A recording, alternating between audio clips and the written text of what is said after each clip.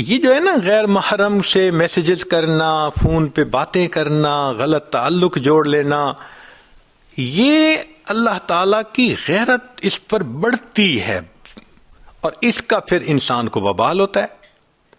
اس لیے ایک نصیحت کی بات یاد رکھنا کہ جب آپ کسی کو کہیں نا آئی لو یو تو 10 دفعہ سوچنا۔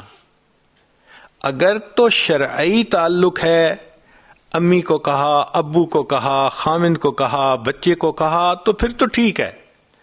لیکن اگر یہ غیر شرعی تعلق تھا اور آپ نے زبان سے کہہ دیا آئی لو یو، تو انتظار کریں کہیں ایسا نہ ہو کہ اللہ کہہ دے I do not love you, پھر کیا ہوگا؟ ان الفاظ کو کہتے ہوئے کئی مرتبہ انسان اللہ کی نظر سے گر جاتا ہے، اللہ نظروں سے گرا دیتے ہیں اس بندے کو۔ اس لیے یہ 3 لفظ کہنے پہاڑ کی طرح مشکل نظر آتے ہیں کہ کسی کو کیسے کہیں آئی لو یو۔ حتیٰ کہ شرعی تعلق جہاں ہوتا ہے وہاں بھی کہتے ہوئے گھبرا رہے ہوتے ہیں، تو غیر شرعی تو پھر بات ہی کچھ اور ہے۔ اس لیے علماء نے لکھا ہے کہ اگر اس زنا کے گناہ سے زندگی میں توبہ نہ کی جائے تو موت کے وقت زبان پہ فالج ہو جاتا ہے اور انسان کلمہ پڑھنے سے قاصر ہو جاتا ہے، تو پھر ایمان سے محروم ہو کے موت آتی ہے۔ حدیث پاک میں ہے کتنے لوگ ہیں ساری زندگی ان کے نام مسلمانوں کی فہرست میں رہتے ہیں، موت کے وقت مسلمانوں کی فہرست سے ان کا نام نکال دیا جاتا ہے۔ تو اس لیے اس امید پہ نہ رہیں کہ اللہ کریم ہے بخش دیں گے، پتہ نہیں موت ایمان پہ آئے گی تو پھر بخشش کا مسئلہ ہے نا، اگر ایمان پہ ہی نہ آئی تو بخشش کیسی؟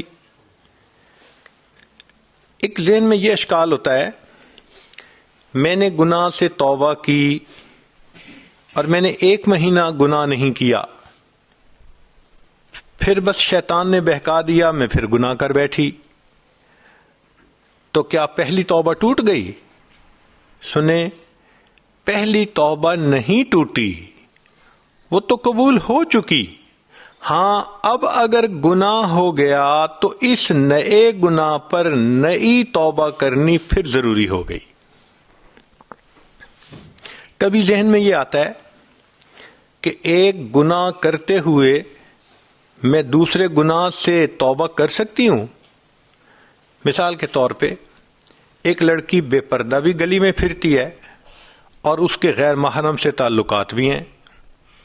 اب وہ کہتی ہے ٹھیک ہے میں غیر محرم سے تعلقات تو ختم کر دیتی ہوں مگر میں ابھی پردہ نہیں کر سکتی، تو کیا ایک گناہ کرتے ہوئے دوسرے گناہ سے توبہ کر سکتی ہے؟ جواب جی ہاں کر سکتی ہے، فوراً توبہ کرے، اس کی برکت سے اللہ تعالیٰ اس پہلے والے گناہ سے بھی توبہ کی توفیق عطا فرما دیں گے۔